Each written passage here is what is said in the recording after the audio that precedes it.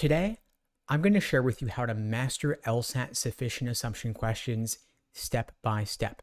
These are one of the most frustrating types of questions on the LSAT, in part because they involve formal logic, meaning that diagramming may be useful.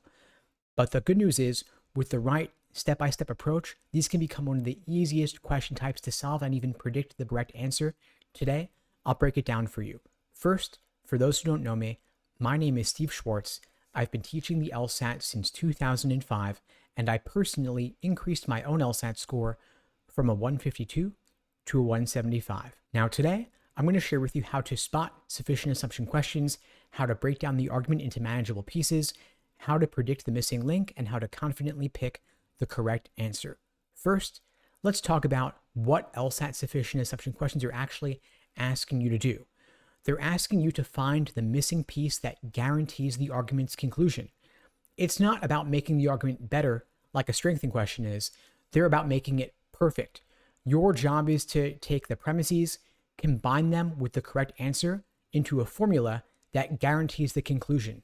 It's like connecting two separate puzzle pieces. The correct answer creates an airtight link between the evidence and the conclusion. Now, of course, before you solve a question, you want to make sure it actually is a sufficient assumption question.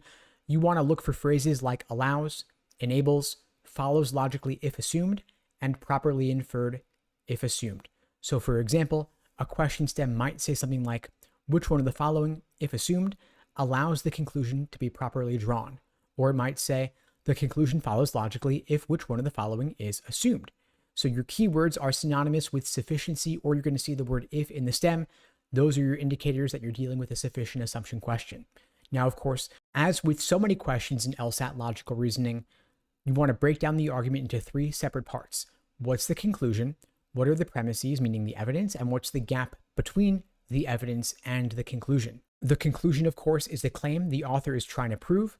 The premises are the evidence provided to support that conclusion, and the gap is the missing piece that if you shore it up, if you tighten it, if you close it, you're going to then guarantee the conclusion.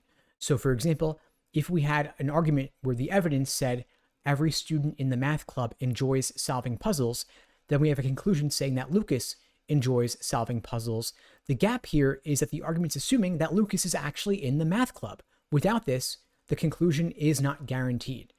So once you spotted the gap, you want to predict the missing link, pre-phrase, think about what it might look like. If you predict the answer before looking at the choices, you're going to save time and reduce your mistakes. Now, as I mentioned earlier, sufficient assumption questions oftentimes, but not always, contain conditional reasoning, aka formal logic. So you might see conditional statements. For example, if we had an argument where the premise says, if someone exercises regularly, they are healthy, and the conclusion is that Sophia is healthy, the missing link here is the argument is assuming Sophia exercises regularly. If we learned that as new information, that in fact Sophia does exercise regularly, that would then activate the conditional statement in the evidence, guaranteeing the conclusion about Sophia.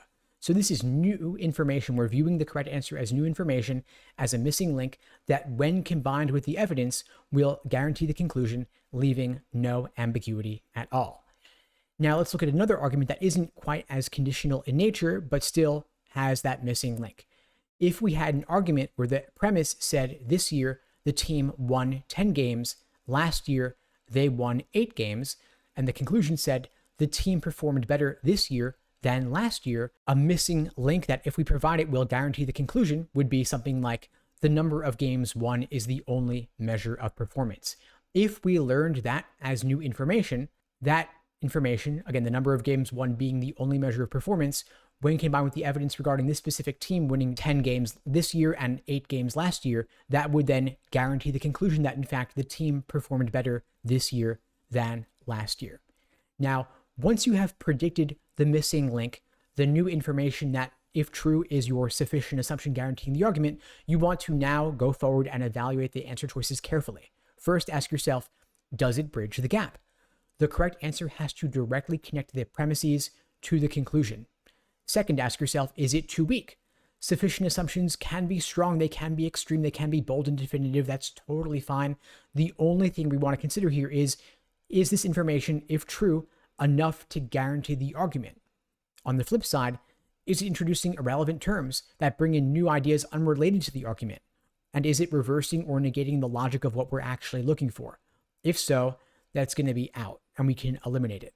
Now, here's an example of an argument that might do just that, reversing or negating the logic. If we had an argument where the evidence says all scientists are curious, and we had a conclusion saying all curious people are innovative, and then we have an answer choice saying if someone is innovative, then they are curious, that reverses the logic. It might be tempting because it's using the keywords that are in the argument, but it's wrong because it gets things backwards.